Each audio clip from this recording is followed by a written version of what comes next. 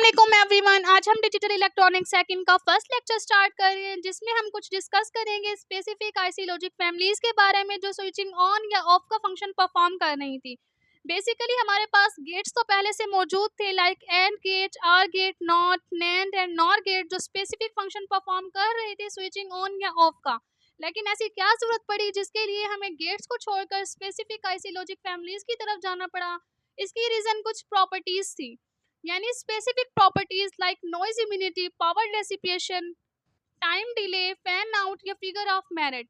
हमें अगर in specific properties पर कोई फंक्शन या कोई ऑपरेशन परफॉर्म कराना हो तो हम उसके लिए सेपरेटली गेट्स को यूज नहीं कर सकते थे, क्योंकि गेट्स हमें जस्ट स्विचिंग ऑन या ऑफ का फंक्शन परफॉर्म करके दे सकते हैं, लेकिन इन प्रॉपर्टीज के बिना पर कोई ऑपरेशन परफॉर्म करके नहीं दे सकते।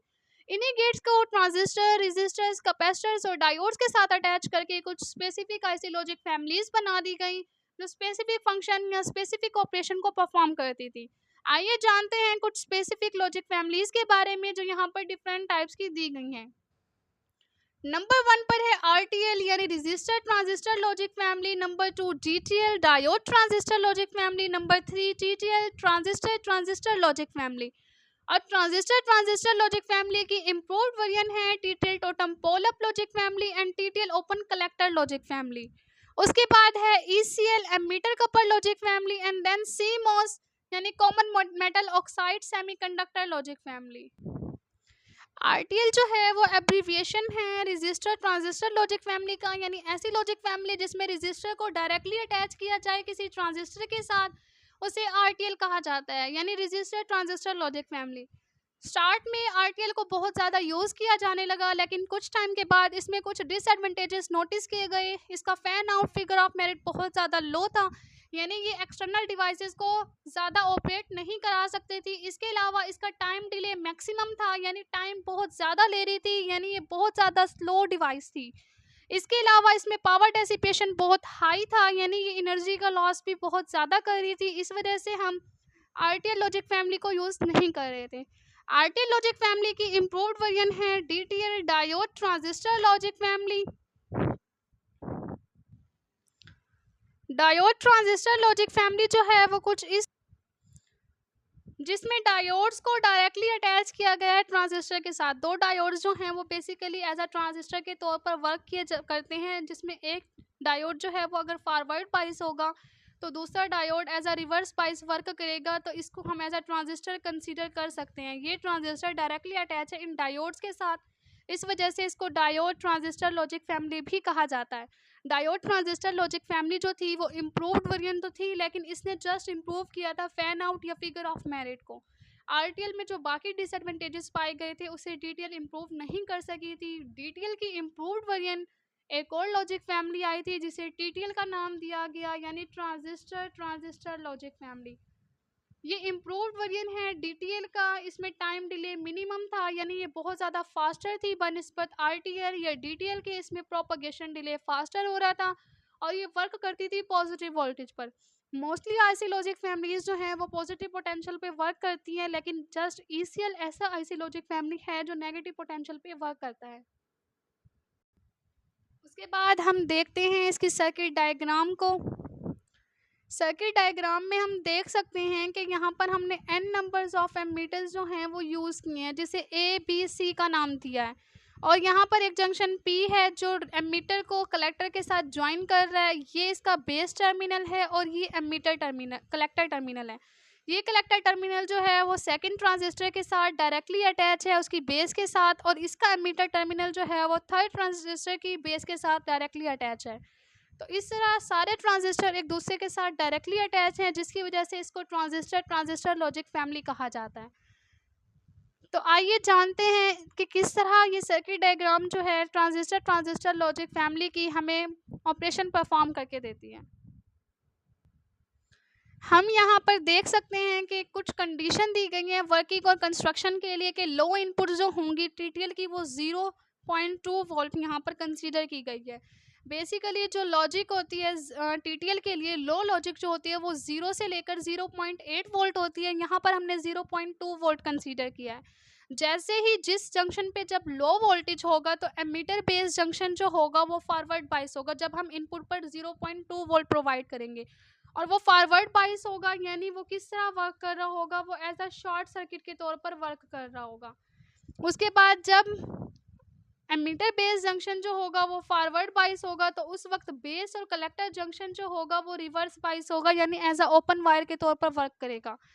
ओपन वायर के तौर पर किस तरह वर्क करते हैं, मेन ये जो होंगे वो एक दूसरे के साथ डायरेक्टली अटैच नहीं होंगे, करंट का फ्लो नहीं होगा। एट हाई इनपुट जो होती हैं टीटीएल के लिए वो 3 से 5 वोल्ट होती हैं। इसमें एमीटर बेस जंक्शन जो होता है वो रिवर्स बाइस होता है, यानी ओपन वायर होगा, और जबकि बेस कलेक्टर जंक्शन जो होगा वो फॉरवर्ड बाइस होगा। इसके सर्किट डायग्राम के जरिए देखते हैं कि किस तरह एमीटर बेस जंक्शन जो होंगे वो फॉरवर्ड या रिवर्स बाइस के तौर पे वर्क करेंगे। तो यहाँ पर हम देख सकते हैं, यहाँ पर हमने एक ट्रांजिस्टर की डायोड्स की फॉर्म में डायग्राम ड्रा की है। ये ट्रांजिस्टर ही है जो बेसिकली दो डायोड्स जो हैं वो एक दूसरे के साथ इन्वर्सली रिलेट करके अगर डायरेक्टली उन्हें कनेक्ट कर दिया जाए उनके सिंगल बेस टर्मिनल से, तो वो एज अ ट्रांजिस्टर के तौर पर वर्क करते हैं। यहाँ पर हम देख सकते हैं कि ये एक डायोड है जिसका ये एन टर्मिनल है और ये इसका पी पॉइंट है, जबकि सेकंड डायोड का पी पॉइंट ये है और एन टर्मिनल ये है। हमने दोनों के पी पॉइंट को एक दूसरे के साथ डायरेक्टली अटैच कर दिया है, जो एज अ बेस टर्मिनल के तौर पर एक्ट करेगा, और ये इसका एमीटर टर्मिनल होगा और ये इसका कलेक्टर टर्मिनल होगा। हम इधर ट्रांजिस्टर की बात करें डायोड्स की फॉर्म में। तो जब हम इसके इस इनपुट पर 0.2 वोल्ट कंसीडर करेंगे, यानी जब हम 0.2 वोल्ट देंगे, तो उस सूरत में क्या होगा कि ये वाला जो जंक्शन होगा एमीटर और बेस, ये फॉरवर्ड बाइस हो जाएगा, और जबकि ये वाला जो जंक्शन होगा बेस और कलेक्टर फॉर ट्रांजिस्टर के लिए, ये रिवर्स बाइस हो जाएगा। जब हम इसके इस इनपुट टर्मिनल पर 0.2 वोल्ट की जगह हम 3 पॉइंट या 2.4 वोल्ट देंगे, यानी हाई वोल्टेज देंगे, तो उस सूरत में एमीटर बेस टर्मिनल जो होंगे वो रिवर्स बाइस हो जाएंगे, यानी ओपन वायर हो जाएंगे, और जबकि बेस और कलेक्टर टर्मिनल जो होंगे वो फॉरवर्ड बाइस हो जाएंगे, यानी यहाँ पर करंट का फ्लो होगा। जब हम हाई इनपुट प्रोवाइड करेंगे तब बेस और कलेक्टर में फॉरवर्ड बाइसिंग होगी, जबकि लो इनपुट पर एमीटर और बेस में फॉरवर्ड बाइसिंग होगी। तो इस तरह एक ट्रांजिस्टर जो है वो लो और हाई इनपुट पर उसके टर्मिनल्स जो हैं वो इस तरह वर्क करते हैं। तो अब हम देखेंगे कि एक सर्किट डायग्राम में जो हमने ट्रांजिस्टर कंसीडर किए हैं, जो हमने 3 ट्रांजिस्टर यहाँ पर लिए हैं, वो किस तरह वर्क। ये हमारी सर्किट डायग्राम थी। हम यहाँ पर देख सकते हैं कि जो हमने यहाँ पर ट्रांजिस्टर लिए हैं, जब हम इनके ए बी सी टर्मिनल पर, इन टर्मिनल्स पर 0.2 वोल्ट पोटेंशियल प्रोवाइड करेंगे, तो इसका ये एमीटर और बेस टर्मिनल जो होगा वो फॉरवर्ड बाइस हो जाएगा, यानी एज अ शॉर्ट सर्किट हो जाएगा। तो यहाँ से करंट का फ्लो होगा और इस पॉइंट पी जंक्शन पर हाई वोल्टेज प्रोड्यूस होगा। अब हाई से लो की तरफ कभी भी फ्लो नहीं होता, और हमें पता है कि लो इनपुट पर बेस और कलेक्टर टर्मिनल रिवर्स बाइस हो जाएंगे, तो ये यहाँ से कट ऑफ हो जाएगा, यानी यहाँ से इसका कनेक्शन जो होगा वो बिल्कुल ख़त्म हो जाएगा। और उस सूरत में क्या होगा, Q2 और Q3 जो होंगे उसका भी कनेक्शन यहाँ से ख़त्म हो जाएगा, तो यहाँ पर आउटपुट ऑब्टेन नहीं होगी। जस्ट ये पी जंक्शन जो है वो डायरेक्टली अटैच है VCC के साथ, तो VCC के साथ डायरेक्टली अटैच होने की वजह से यहाँ पर मैक्सिमम आउटपुट प्रोड्यूस होगी, जो डायरेक्टली कनेक्टेड है आउटपुट के साथ, तो हमें लो इनपुट पर हाई आउटपुट मिलेगी। इसकी सर्किट डायग्राम भी दी गई है, जो आप देख सकते हैं कि कुछ इस तरह से होगा। जब हम यहाँ के इसके इनपुट टर्मिनल पर लो इनपुट प्रोवाइड करेंगे, तो ये कनेक्शन कनेक्ट रहेगा, जबकि बाकी कनेक्शन जो होंगे वो डिसकनेक्ट हो जाएंगे, और डिसकनेक्ट की वजह से T2 और T3 जो होंगे वो ऑफ हो जाएंगे, और हमारी आउटपुट जो होगी वो डायरेक्टली अटैच होगी इस पॉइंट पी जंक्शन के साथ, जिसकी वजह से हमें लो इनपुट पर हाई आउटपुट मिलेगी।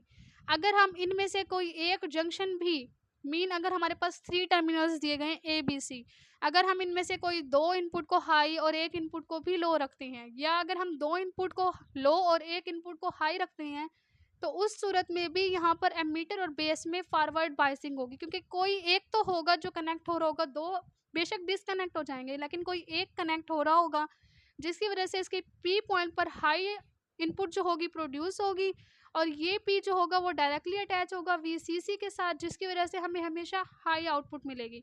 और जबकि एक के फॉरवर्ड बाइस होने की वजह से बेस और कलेक्टर टर्मिनल जो होंगे वो रिवर्स बाइस हो जाएंगे, जिसकी वजह से T2 और T3 जो होंगे वो ऑफ स्टेट में चले जाएंगे। और T2 और T3 के ऑफ स्टेट में जाने की वजह से यहाँ पर आउटपुट प्रोड्यूस नहीं होगी।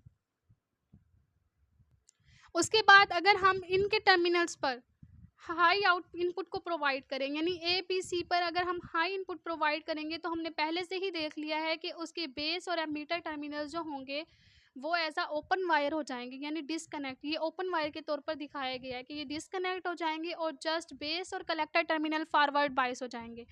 अब हम देख सकते हैं कि इसके पी जंक्शन पर हाई इनपुट आउटपुट जो है वो प्रोड्यूस नहीं हो रही, लेकिन बेस और कलेक्टर टर्मिनल के कनेक्ट होने की वजह से T2 और T3 जो होंगे वो ऑन स्टेट में चले जाएंगे। लेकिन हम देख सकते हैं कि जो T2 और T3 हैं ये दोनों ग्राउंड के साथ डायरेक्टली अटैच हैं, जिसकी वजह से जो आउटपुट है वो VCC के ज़रिए हमें हाई मिलने की बजाय ग्राउंड के अटैच होने की वजह से लो मिलेगी। यानी जब भी हम हाई इनपुट प्रोवाइड करेंगे हमारी आउटपुट उस सूरत में लो ही प्रोड्यूस होगी। उसके बाद हम इसकी ट्रुथ टेबल के ज़रिए देख सकते हैं कि जो इस तरह से बनाई गई है, ए बी सी जो हैं यहाँ पर ये इनपुट टर्मिनल्स हैं, ए बी सी जो हमारे एमीटर थे एन नंबर्स ऑफ, और वाई जो है A dot B dot C जो है इन्वर्टर, यानी ये नैंड गेट का ऑपरेशन परफॉर्म कर रहा है। जब भी हमने तीनों इनपुट्स लो रखी हमारी आउटपुट हाई ऑब्टेन हुई, जब भी हमने कोई एक इनपुट को हाई और बाकी को लो रखा तब भी हमारी इनपुट जो थी आउटपुट जो थी वो हाई ऑब्टेन हो रही थी। लेकिन जब हम इनपुट जो हैं वो हाई रखते हैं तो ग्राउंड के साथ डायरेक्टली अटैच होने की वजह से हमारी आउटपुट जो होगी वो लो ऑब्टेन होगी। उसके बाद हम देखते हैं कि इसमें कुछ कौन से ऐसे डिसएडवांटेजेस और एडवांटेजेस पाए गए थे जिसके लिए हम TTL को यूज़ कर सकते हैं। एडवांटेजेस जस्ट ये थे कि ये हमें नैंड गेट का फंक्शन भी परफॉर्म करके दे सकती है। इसके अलावा इसमें टाइम डिले बहुत कम होता है, यानी ये फास्टर डिवाइस है, ये बहुत कम टाइम में ऑपरेशन जो है एम्पलीफिकेशन का ऑपरेशन है, ये कोई और भी ऑपरेशन है वो बहुत कम टाइम में जल्दी परफॉर्म करके दे सकती है। इसके बाद इसके डिसएडवांटेजेस की बात करें तो जब हमने इसके साथ हमने यहाँ पर पिछले डायग्राम में देखा कि अगर हमने इनके साथ यहाँ पर एक लोड कैपेसिटर को अटैच कर दिया, तो लोड कैपेसिटर के साथ अटैच करने से क्या होगा कि हमारे जब इनपुट यहाँ पर पी जंक्शन पर, अभी यहाँ पर तो लो है, हमने यहाँ पर पी जंक्शन पे कोई भी आउटपुट जो है वो ऑब्टेन नहीं हो रही, लेकिन अगर यहाँ पर फॉरवर्ड बाइसिंग होती और यहाँ पर रिवर्स बाइसिंग होती तो उस सूरत में पी जंक्शन पे जो है वो हाई आउटपुट प्रोड्यूस होती और VCC के डायरेक्टली अटैच होने की वजह से भी हाई आउटपुट मिलती। लेकिन अगर हम यहाँ पर एक कैपेसिटर अटैच कर दें तो फिर कुछ ना कुछ टाइम लगेगा। वो टाइम क्या होगा कि मीन ये कैपेसिटर पहले चार्ज होगा और इसके चार्ज होने के बाद कम्प्लीटली जब चार्ज हो जाएगा उसके बाद जैसे ही ये डिस्चार्ज होगा तब हमें आउटपुट मिलेगी, यानी हमारे टाइम में फ्लक्चुएशन होना शुरू हो गई। जो टाइम हमें कम दे रहा था, ये कम टाइम में ऑपरेशन परफॉर्म करके दे रहा था, अब उस टाइम में फ्लक्चुएशन हो रही है, कभी भी वो हाई हो जाता है कभी भी वो लो हो जाता है, जिसकी वजह से हमारे जो TTL था वो भी सही से परफॉर्म नहीं कर रहा था। इसमें रेजिस्टेंस और कैपेसिटर को जो कांस्टेंट रहना चाहिए था टाइम, वो टाइम कांस्टेंट की बजाय वो वेरी करना शुरू हो गया। पावर डेसिपेशन बहुत ज़्यादा हाई हो गई थी और एक्चुअल आउटपुट जो थी वो ऑब्टेन नहीं हो रही थी। इसी वजह से हम just simple transistor logic family को भी ज़्यादा टाइम तक यूज़ नहीं कर सकते। फिर TTL में कुछ ना कुछ मॉडिफिकेशन की गई, वो मॉडिफिकेशन कुछ इस तरह से थी कि मीन जहाँ पर कैपेसिटर को अटैच करने की वजह से एक डिसएडवांटेज प्रोड्यूस हो रहा था, अगर वहाँ पर हम कैपेसिटर की बजाय कोई ट्रांजिस्टर और डायोड लगा दें और वो transistor as a switching on या ऑफ का फंक्शन परफॉर्म करें तो उस नतीजे में क्या होगा। लेकिन वहाँ पर भी देखा जाने लगा कि TTL totem pole up transistor में भी कुछ ना कुछ डिसएडवांटेजेस हुए। फिर एक सिंपली मॉडिफिकेशन की गई कि हमें ट्रांजिस्टर को, डायोड्स को या कैपेसिटर्स को अटैच करने की ज़रूरत नहीं है, हम जस्ट एक रेजिस्टर्स को लगाकर हम उसकी रेजिस्टेंस को कंट्रोल करके करंट को भी कंट्रोल कर सकते हैं, क्योंकि हमें पता है कि रेजिस्टेंस और करंट जो है वो एक दूसरे के साथ इन्वर्सली रिलेट करते हैं। अगर हमें करंट मैक्सिमम चाहिए तो हम रेजिस्टेंस को डिक्रीज़ कर देंगे और अगर हमें करंट मिनिमम चाहिए तो हम रेजिस्टेंस को इंक्रीज़ कर देंगे। तो इस तरह ओपन कलेक्टर TTL की मदद से करंट को कंट्रोल किया जाने लगा और उसकी जैसे हम आउटपुट को भी, जो एक्चुअल आउटपुट हमें रिक्वायर होगी, हम उसको भी ऑब्टेन करा सकते हैं। ये इम्प्रूव्ड वर्जन है TTL की, जिसे TTL totem pole up logic family भी कहा जाता है या open collector TTL logic family भी कहा जाता है। ये था हमारा आज का लेक्चर। अगर किसी का कोई भी क्वेश्चन है या कोई भी कन्फ्यूजन है तो आप लोग पूछ सकते हैं। Thank you so much.